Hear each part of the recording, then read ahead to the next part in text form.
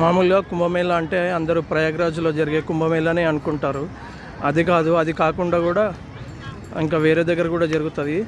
ఎప్పుడైతే ఈ క్షీరసాగర మథనం చేసినప్పుడు ఆ దేవతలకి రాక్షసులకి అమృతం గురించి వాదన జరుగుతుంది. ఆ వాదన జరిగినప్పుడు 4 చుక్కలు ఈ భూమి మీద పడ్డాయి. ఆ 4 చుక్కలు అమృతం 4 చుక్కలు ఒక్కొక్క చుక్క ఒక్కొక్క ప్లేస్లో పడింది. ఆ 4 చుక్కలు ఎక్కడ పడాయో అక్కడే ఈ కుంభమేళా జరుగుతుందన్నమాట.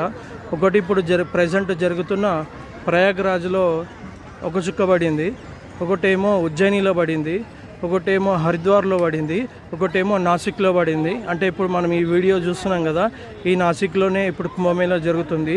ఇక్కడ కూడా ఆ చుక్క పడింది అన్నమాట, అమృత బిందులు. సో అందుకే ఇక్కడ కుంభమేళా జరుగుతుంది. ఇది నాసిక్ కుంభమేళా. హర హర మహాదేవ్.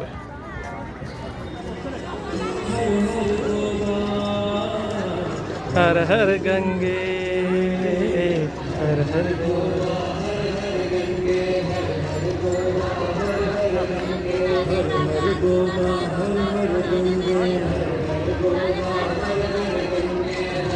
హర